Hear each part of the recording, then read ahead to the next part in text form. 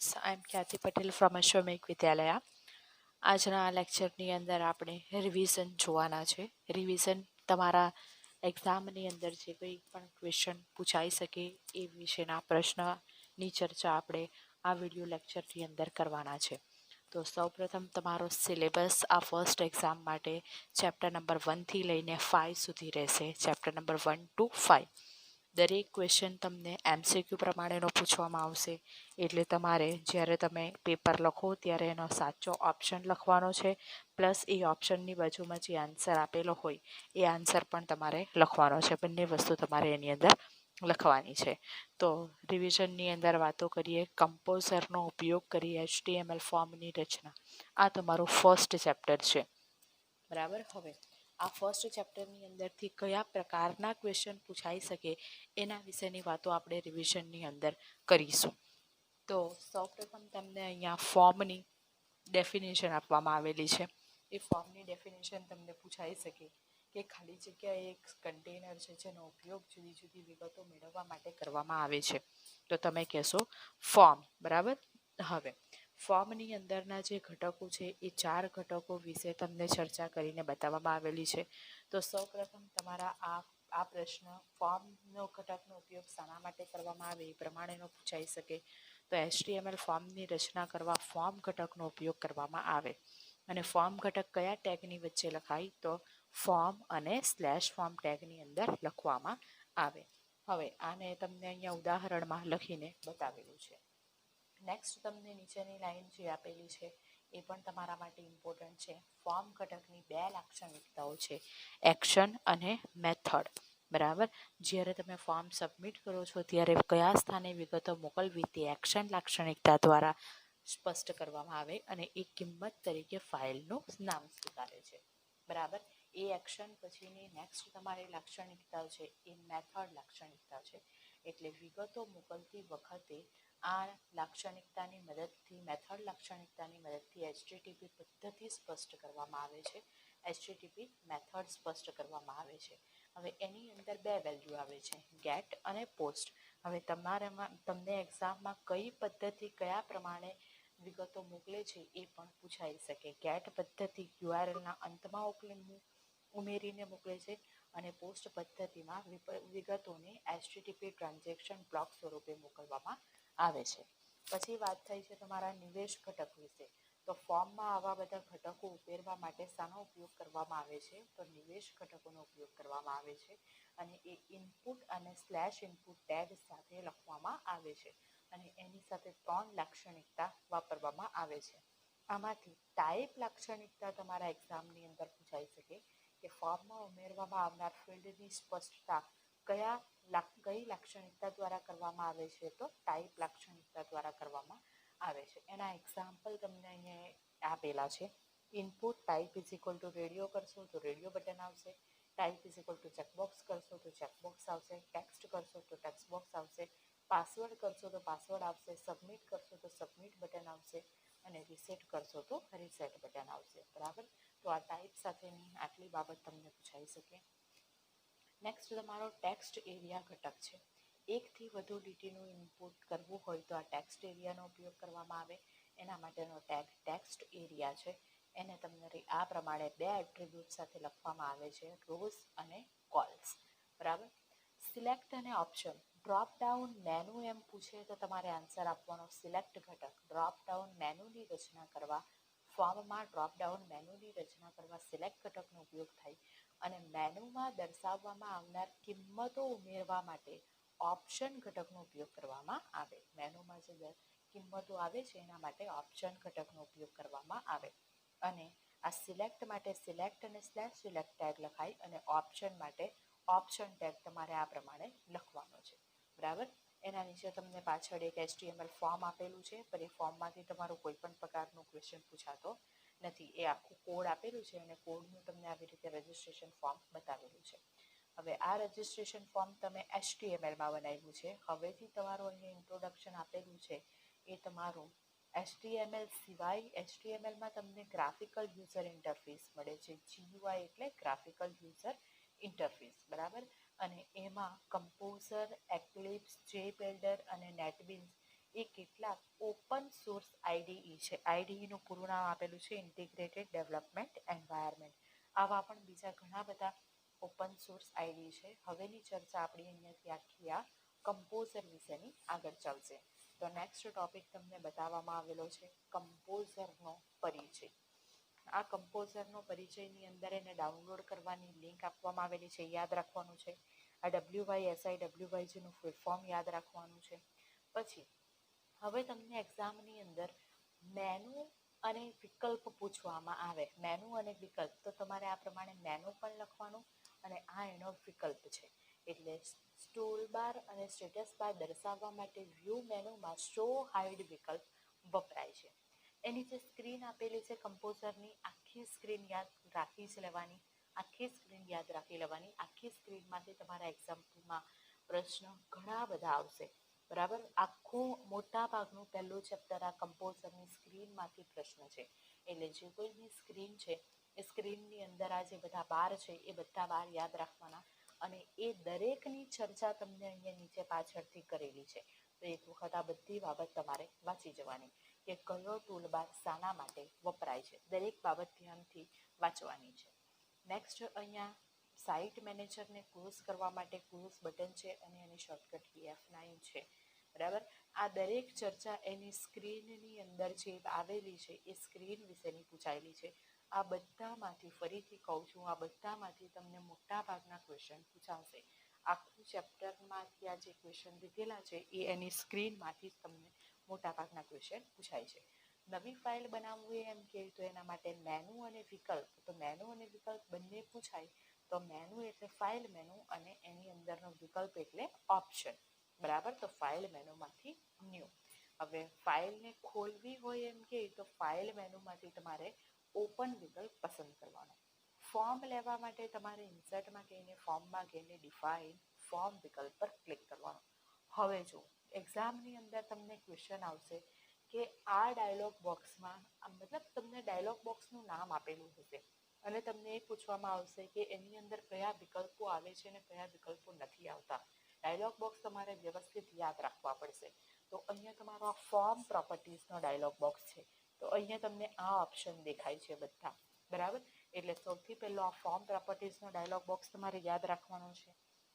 આ તમારી એની અંદર બ્લુ કલરની સીમા રેખા આવે છે એ તમારે અહીંયાથી યાદ રાખવાનું છે. લેબલ ઉમેરવા માટે ઇન્સર્ટમાં ફોર્મમાં ડિફાઇન લેબલ વિકલ્પ પસંદ કરવાનો છે. બરાબર, પછીથી નેક્સ્ટ તમારું આ પ્રમાણેનું ફોર્મની અંદર તમારે આ પ્રમાણે, આ તો પ્રેક્ટિકલની વાતો છે એટલે આ પ્રેક્ટિકલની વાતો તમારી એક્ઝામની અંદર નથી પૂછાતી. પછી અહીંયા તમારો ફાઇલને જ્યારે તમે સેવ કરો છો ત્યારે પેજ ટાઇટલનું ડાયલોગ બોક્સ ખુલે છે. શાનું ડાયલોગ બોક્સ ખુલે છે? પેજ ટાઇટલનું. આ પ્રમાણેનું ડાયલોગ બોક્સ ખુલે છે. અને વેબ બ્રાઉઝરમાં જ્યારે ટાઇટલ દર્શાવવામાં આવે ત્યારે ટાઇટલ બારમાં એનું શીર્ષક જોઈ શકાય છે. એનું શીર્ષક તમને ક્યાં જોવા મળશે? ટાઇટલ બારની અંદર. આ બધું હવે નેક્સ્ટ તમારું પ્રેક્ટિકલનો ટોપિક બતાવેલો છે. એટલે આ પ્રેક્ટિકલમાંથી તમારે આ બાબત ધ્યાનમાં રાખવાની છે કે જ્યારે તમે આવી રીતે રેડિયો બટન બનાવો છો, રેડિયો બટન વિશે પસંદ કરો છો, તો રેડિયો બટન તમને પહેલેથી સિલેક્ટ થયેલું જોઈતું હોય તો તમારે એને ઇનિશિયલી સિલેક્ટેડના વિકલ્પ પર ક્લિક કરવાનું છે. અને આ જ વસ્તુ છે અમે ચેકબોક્સ માટે કરશું તો ચેકબોક્સ માટે એ વિકલ્પ આવશે ઇનિશિયલી ચેક. બરાબર, તો આવી રીતે કરશો એટલે તમારું રજિસ્ટ્રેશન ફોર્મ તમને અહીં આકૃતિમાં બતાવેલું છે એવી રીતે બનતું જશે. બરાબર, એટલે આ રજિસ્ટ્રેશન ફોર્મની અંદરની આવતી બાબત યાદ રાખવાની છે તમારે. આ એનું ટેક્સ્ટ એરિયા પ્રોપર્ટીનું સેટિંગ છે. ટેક્સ્ટ એરિયા ડાયલોગ બોક્સમાં કઈ વસ્તુ આવે છે એ પણ યાદ રાખવાની છે. આ સિલેક્શન લિસ્ટ છે એટલે પસંદગી યાદી બનાવવી હોય તો ફોર્મમાં સિલેક્શન લિસ્ટનો વિકલ્પ પસંદ કરવાનો છે. બરાબર, તો તમારી ફોર્મની અંદર સિલેક્શન લિસ્ટ તમે બનાવી શકશો. અને નેક્સ્ટ તમારે ફોર્મની અંદર બેકગ્રાઉન્ડ આવી રીતે આપવું હોય તો બેકગ્રાઉન્ડ આપવા માટે તમારે આ ફોર્મેટ મેનુમાં જવાનું છે. ત્યાં તમને ઓપ્શન મળે છે પેજ કલર્સ એન્ડ બેકગ્રાઉન્ડ. એના પરથી તમે અલગ અલગ બેકગ્રાઉન્ડ આ પ્રમાણેના સિલેક્ટ કરીને આપી શકો છો. બરાબર, પાછળ એક્સરસાઇઝમાં જેટલા બી ક્વેશ્ચન આવે છે એ બધા તમારે એક વખત વાંચી જવાના. ઘણા બધા ક્વેશ્ચન એમાંથી પૂછાઈ શકે છે. નેક્સ્ટ તમારું ચેપ્ટર છે કેસ્કેડિંગ સ્ટાઇલ શીટ. સ્ટાઇલ શીટની અંદર વાત કરીએ તો અહીંયા તમારું CSSની સિન્ટેક્સ તમને યાદ હોવી જોઈએ. અહીંયા જે વસ્તુ તમને સર્કલ કરેલી દેખાય છે એ બધી વસ્તુ તમારા એક્ઝામની અંદર આવી શકે, એટલે એને તમારે એક વખત વ્યવસ્થિત રીતે વાંચવાની છે કે એની વાક્ય રચનામાં સિલેક્ટર અને ડિક્લેરેશન એમ બે પાર્ટ્સ આવે એ પ્રમાણે, બરાબર. પછી નેક્સ્ટ તમને આપેલું છે કે તમારી ફાઇલ જો CSSની અંદર સેવ ન થયેલી હોય તો એના પર તમારો પેજ ટાઇટલનો ડાયલોગ બોક્સ ખુલે છે. હવે જેવું તમે CSS એપ્લાય કરવા ક્લિક કરશો તો આ જે ડાયલોગ બોક્સ ખુલે એ ડાયલોગ બોક્સનું નામ છે CSS સ્ટાઇલ શીટ. ડાયલોગ બોક્સનું નામ શું છે? CSS style sheet. એટલે હવેથી એ સ્ટાઇલ શીટની અંદર જે ઓપ્શન જોવા મળે છે એ બધા ઓપ્શન તમને અહીંયા આકૃતિમાં બતાવેલા છે. તો આ બધા ઓપ્શન તમારે યાદ રાખવાના છે કે CSS સ્ટાઇલ શીટના ડાયલોગ બોક્સની અંદર કઈ વસ્તુ જોવા મળે, કઈ વસ્તુ ન જોવા મળે, એ દરેક બાબત તમને અહીંયા આ ડાયલોગ બોક્સમાંથી એક્ઝામની અંદર પૂછાઈ શકે. તો એ દરેક ડાયલોગ બોક્સ પાછળ તમે જોશો તો બુકની અંદર બધા ડાયલોગ બોક્સ બધા ટેબ ઓપન કરીને બતાવેલા છે. આ ટેક્સ્ટ ટેબ છે. ટેક્સ્ટ ટેબમાં પણ શું જોવા મળે, શું ન જોવા મળે એ બધું તમારે વાંચવાનું છે. આ બેકગ્રાઉન્ડ ટેબ ખોલીને બતાવેલું છે, એટલે તમે આ પ્રમાણેનું બેકગ્રાઉન્ડ પસંદ કરો તો નીચે તમને આ પ્રમાણેનું બેકગ્રાઉન્ડ જોવા મળે, એટલે બેકગ્રાઉન્ડ પણ તમારે યાદ રાખવાનું છે.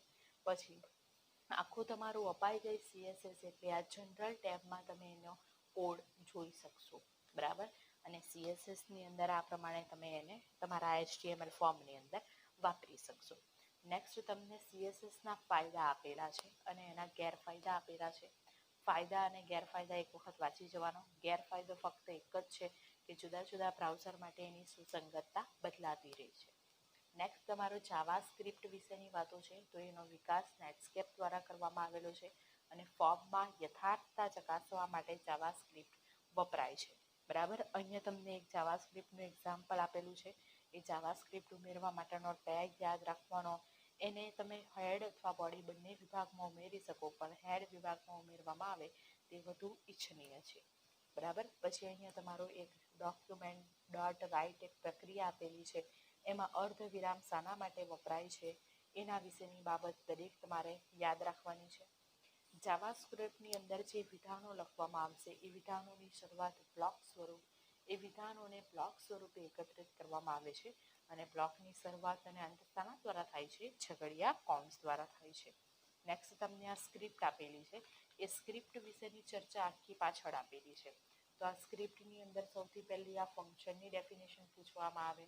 હવે જાવાસ્ક્રિપ્ટની અંદર એલર્ટ નામનું એક આંતરસ્થાપિત વિધેય હોય છે, એની પણ તમારે ડેફિનેશન યાદ રાખવાની. આ ઘટનાની ડેફિનેશન આપેલી છે કે ઉપયોગકર્તા અને વેબપેજ વચ્ચેના સંવાદન દ્વારા ઘટના ઉત્પન્ન થાય છે.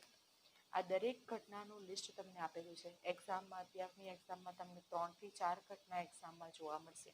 તમને આપવામાં આવશે સમજૂતી અને પૂછવામાં આવશે કે કઈ ઘટના ક્યારે ઉદ્ભવે, બરાબર.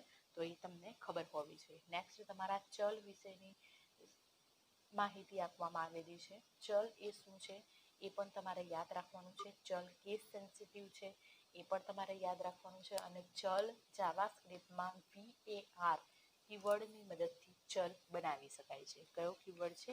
VAR કીવર્ડની મદદથી ચલ બનાવી શકાય છે, બરાબર. પછીનો જે ટોપિક છે ડોક્યુમેન્ટ ઓબ્જેક્ટ મોડેલ, એ તમારો કેન્સલ કરવામાં આવેલો છે, એટલે એના વિશેની ચર્ચા તમારે નથી કરવાની.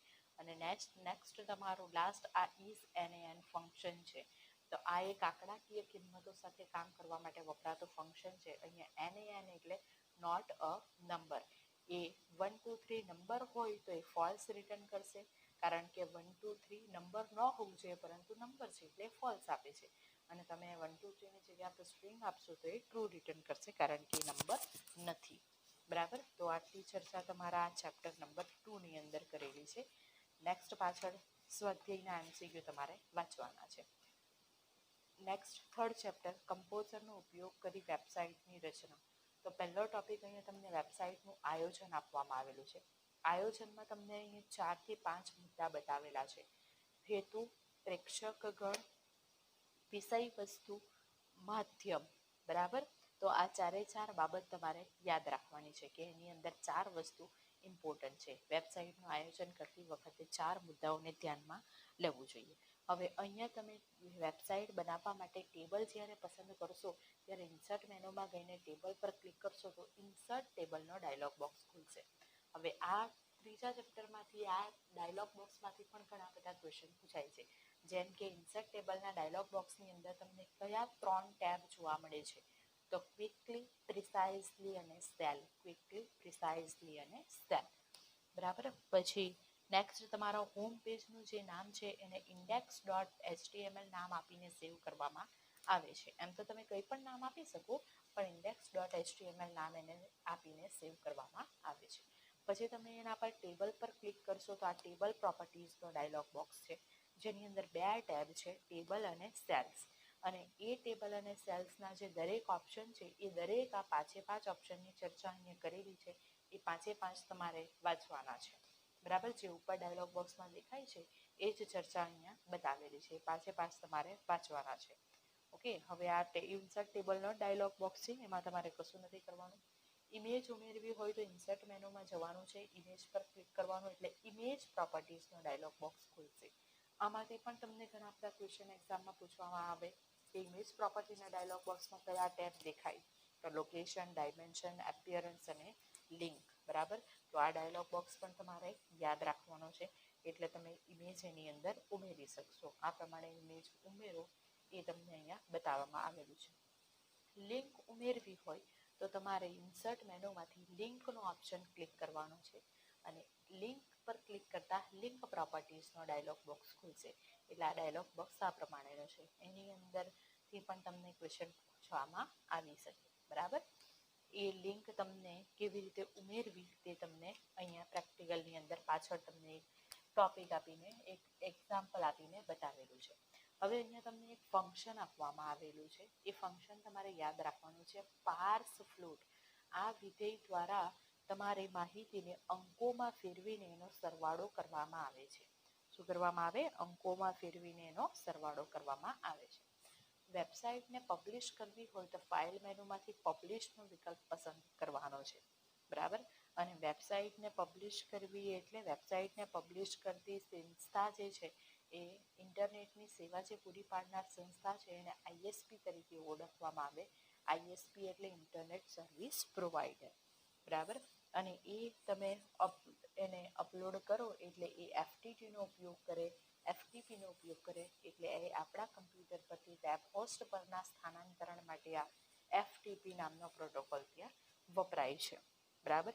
પછીનો જે ટોપિક છે એ કેન્સલ કરેલો છે, એટલે આટલી બાબત તમારા ચેપ્ટર નંબર 3ની અંદર છે. દરેક બાબતની તમારે માહિતી યાદ રાખવાની છે. ડાયલોગ બોક્સે જેમાંથી કરવાના છે ચેપ્ટર નંબર 1, 2 અને 3માંથી. નેક્સ્ટ તમારું ચોથું ચેપ્ટર છે ઈ કોમર્સનો પરિચય. ઈ કોમર્સની ડેફિનેશન યાદ હોવી જોઈએ. ઇન્ટરનેટ જેવા માધ્યમનો ઉપયોગ કરીને ખરીદ ને વેચાણ તરીકે આપણે કંઈ કરીએ તો એને ઈ કોમર્સ એમ કહેવામાં આવે. નેક્સ્ટ તમારી જે દરેક એપ્લિકેશન છે, એપ્લિકેશન યાદ રાખવાની. પહેલી છે ઇન્ટરનેટ પર પુસ્તકની દુકાન. બરાબર. એની વેબસાઇટ. અહીંયા તમારે આ ચેપ્ટરની અંદરથી તમારે બધી વેબસાઇટ આવશે. એટલે ઇન્ટરનેટ પર પુસ્તકની દુકાનની વેબસાઇટ કઈ છે તો આ બધી વેબસાઇટ યાદ રાખવાની. સેકન્ડ છે ઇલેક્ટ્રોનિક વર્તમાનપત્ર. તો ઇન્ટરનેટ પર ડિજિટલ સ્વરૂપે જે વર્તમાનપત્ર મળે એને ઇલેક્ટ્રોનિક વર્તમાનપત્ર એટલે કે ઈ ન્યૂઝપેપર તરીકે ઓળખવામાં આવે છે. બરાબર. નેક્સ્ટ તમારું હરાજી વિશેની માહિતી આપેલી છે. ઓનલાઈન હરાજી. તો હરાજી એટલે શું? તો બોલી લગાવે એને હરાજી કહેવામાં આવે. બરાબર. હરાજી માટે તમારે શું કરવું પડે? રજિસ્ટ્રેશન કરવું પડે. ઓકે.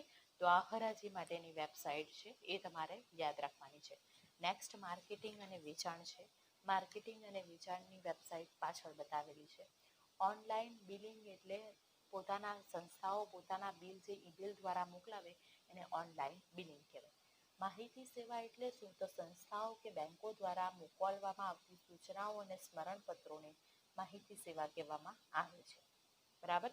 અને નેક્સ્ટ તમારું સપોર્ટ સેવા. સપોર્ટ સેવાની અંદર તમે કોઈ પણ વસ્તુનું ઉત્પાદન વિશેની તમે ઓનલાઈન ફરિયાદ કરી શકો, ઓનલાઈન નોંધણી કરી શકો.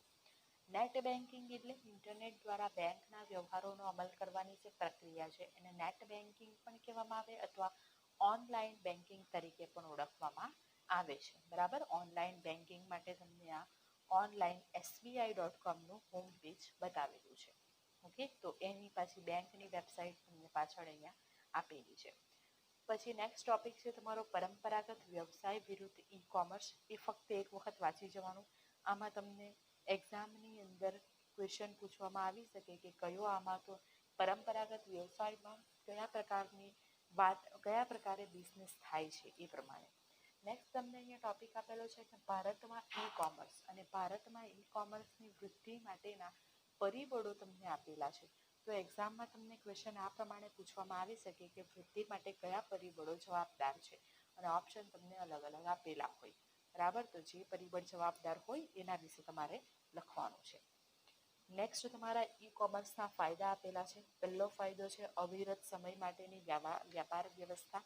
વ્યાપાર માટેનો સમય ઓછો ખર્ચ છે, સરહદ કે ભૌગોલિક મર્યાદાનો અભાવ, ઉન્નત અને વધુ સારી ગ્રાહક સેવા, જૂથ કાર્ય, પરિવહનના સમય અને ખર્ચમાં ઘટાડો અને ઝડપ. આ બધા એના ફાયદા છે. ગેરફાયદાની વાત કરીએ તો પરિવર્તનનો પ્રતિકાર આવે છે, પ્રારંભિક ખર્ચ આવે છે, સુરક્ષા આવે, ગોપનીયતા આવે, વિશ્વાસનો અભાવ આવે અને ઉત્પાદનને પહોંચાડવાનો સમય આવે. આ એના ગેરફાયદા છે. અને લાસ્ટ તમને ઈ કોમર્સની પ્રતિકૃતિઓ એટલે મોડેલ આપેલા છે. એના અહીંયા તમને 4 મોડેલ આપેલા છે, પણ આ જે C2Cનું જે મોડેલ છે એ તમારા સિલેબસમાંથી કટ થયેલું છે, એટલે તમારે એને નથી વાંચવાનું. બરાબર, 3 મોડેલ વાંચવાના છે. B2C એટલે વ્યવસાયથી ગ્રાહક. બરાબર, વ્યવસાયથી ગ્રાહક. આની અંદર તમારે દરેકના વેબસાઇટના નામ પણ યાદ રાખવા પડશે કે B2C વેબસાઇટનું ઉદાહરણની અંદર કઈ વેબસાઇટ આવે છે એ યાદ રાખવાની છે. એના માટે હોમ પેજ તમને અહીંયા પાછળ બતાવેલું છે એ ચાલ. નેક્સ્ટ તમારો બિઝનેસ ટુ બિઝનેસ છે, એટલે જુદા જુદા વ્યવસાયીઓ વચ્ચે જે પ્રવૃત્તિઓ થાય તેને બિઝનેસ ટુ બિઝનેસ કહેવાય, અને એની વેબસાઇટ છે commodity.com અને tradeindia.com. નેક્સ્ટ તમારું આ કેન્સલ કરેલું છે, ગ્રાહકથી ગ્રાહક થર્ડ છે, એ કેન્સલ નથી થયેલું. આ ચોથું લાસ્ટ વન કેન્સલ થયેલું છે. એટલે તમારે ગ્રાહકથી ગ્રાહક એટલે ગ્રાહકો વચ્ચે જે પ્રવૃત્તિ થાય એને ગ્રાહકથી ગ્રાહક કહેવાય, અને એની આ વેબસાઇટ છે. બરાબર, આ ચોથું તમારું કેન્સલ થયેલું છે, અને પાછળનો જે ટોપિક છે એ પણ તમારો આખો કેન્સલ થયેલો છે. નેક્સ્ટ તમારું ચેપ્ટર નંબર 5. ચેપ્ટર નંબર 5 ફરીથી ઈ કોમર્સના જેવું જ છે. એની અંદર ચેપ્ટરનું હેડિંગ છે એમ કોમર્સ. એમ કોમર્સ એટલે મોબાઈલ કોમર્સ. બરાબર, મોબાઈલ કોમર્સ એટલે મોબાઈલનો ઉપયોગ કરીને આપણે કોઈ કાર્ય કરીએ તો એને એમ કોમર્સ કહેવામાં આવે. અહીંયા એને એમ બેન્કિંગ પણ કહેવામાં આવે. જો તમે મોબાઈલ દ્વારા બેંકના વ્યવહાર કરો તો એને એમ બેન્કિંગ કહેવામાં આવે, મોબાઈલ બેન્કિંગ પણ કહેવામાં આવે. મોબાઈલ બ્રોકરેજ કોને કહેવાય? તો મોબાઈલ ઉપકરણો દ્વારા જે શેર બજારને લગતી સેવાઓ આપવામાં આવે એને મોબાઈલ બ્રોકરેજ તરીકે ઓળખવામાં આવે. નેક્સ્ટ તમારા એમ કોમર્સના લાભ બતાવેલા છે અને એની મર્યાદાઓ બતાવેલી છે, એક વખત વાંચી જવાની છે. નેક્સ્ટ તમારી જે બધી એપ્લિકેશન છે, બધી એપ્લિકેશન તમારા સિલેબસમાંથી કેન્સલ થયેલી છે, એટલે કોઈ પણ પ્રકારની એપ્લિકેશન તમારે વાંચવાની નથી. નેક્સ્ટ તમારું સુરક્ષાની સમસ્યાઓ છે. સુરક્ષાની સમસ્યાઓ તમારે વાંચવાની છે. ગુપ્તતા, અખંડિતતા, અધિકૃતતા અને અસ્વીકાર કોને કહેવાય એ તમને ખબર હોવી જોઈએ. નેક્સ્ટ સુરક્ષાના ભયસ્થાનોમાં દૂષિત કોડ આવે છે. દૂષિત કોડ એટલે સિસ્ટમને નુકસાન પહોંચાડતા કોડને દૂષિત કોડ કહેવામાં આવે છે, એ તમારે વાંચવાનું છે. પાછળ જે આપેલું છે એમાં સ્નિફિંગ વિશેની વાત છે, સેવાના અસ્વીકાર સ્વરૂપે આક્રમણ છે, સાયબર જંગલિયાત છે, છેતરપિંડી છે. આ બધી વસ્તુ તમારે વાંચી જવાની છે. જે ટોપિક કેન્સલ થયેલા છે એ તમારે વાંચવાના નથી. સુરક્ષાના ઉપાયોમાં એન્ટીવાયરસ સોફ્ટવેર આવે છે. તો અહીંયા તમને આખી ડેફિનેશન એક્ઝામમાં આપેલી હોય અને પછી તમારે આન્સર ઓપ્શનમાં આપેલા હોય તો એનો ઓપ્શન તમારે આન્સર તમારે એનો ટીક કરવાનો કે એન્ટીવાયરસ. બરાબર, પાછળ તમારું ડિજિટલ સર્ટિફિકેટ આપેલું છે, એ તમારા સિલેબસમાં છે. ડિજિટલ સર્ટિફિકેટ એટલે ઇલેક્ટ્રોનિક વ્યવહારમાં આપણી ઓળખાણ સાબિત કરવા માટે ડિજિટલ સર્ટિફિકેટનો ઉપયોગ કરવામાં આવે. એ સર્ટિફિકેશન ઓથોરિટી એને કહેવામાં આવે. એ ટ્રસ્ટેડ થર્ડ પાર્ટી દ્વારા પૂરું પાડવામાં આવે છે. સાંકેતિકરણ કેન્સલ થયેલું છે. લાસ્ટ SSL છે. SSL એટલે સિક્યોર સોકેટ લેયર. તો ઇન્ટરનેટ દ્વારા વેબ વ્યવહારોની સુરક્ષા માટેનો આ પ્રોટોકોલ છે. એની રચના પણ નેટસ્ક્રિપ્ટ દ્વારા કરવામાં આવેલી છે. નેક્સ્ટ બૌદ્ધિક સંપત્તિની સુરક્ષા, એની અંદર સ્વાધિકાર આવે છે. પછી એ બૌદ્ધિક સુરક્ષાની સંપત્તિની એની અંદર ફક્ત ને ફક્ત બે બાબત અહીંયા લીધેલી છે, સ્ટેગ્નોગ્રાફી અને ડિજિટલ ઓળખચિત્ર. સ્ટેગ્નોગ્રાફી એટલે એક માહિતીમાં અન્ય માહિતી સંતાડવાની ક્રિયા સ્ટેગ્નોગ્રાફી તરીકે ઓળખાય છે, અને વોટરમાર્ક એ ચિત્ર કે વિડીયોમાં ઉમેરવામાં આવતો ડિજિટલ કોડ છે. બરાબર. પછીના જે ટોપિક છે એ બધા તમારા પેમેન્ટ કાર્ડ વિશેના છે. પેમેન્ટ કાર્ડ આખા તમારા સિલેબસમાંથી કટ થયેલા છે. બરાબર. તો આટલી ચર્ચા તમારા આ રિવિઝન વિડીયોની અંદર કરેલી છે. 1 થી 5 ચેપ્ટર. સૌથી મહત્વની બાબત, દરેક ચેપ્ટરની અંદર 1 થી 3 ચેપ્ટરમાં ડાયલોગ બોક્સ આવે છે, એટલે દરેક ડાયલોગ બોક્સ ધ્યાનથી વાંચવાના. અને પછીના 4 અને 5 ચેપ્ટરની અંદર તમારી વેબસાઇટ આવે છે અને મોડેલના નામ આવે છે. એટલે આટલી માહિતી તમારે ધ્યાનથી વાંચીને સમજવાની છે. Okay, thank you.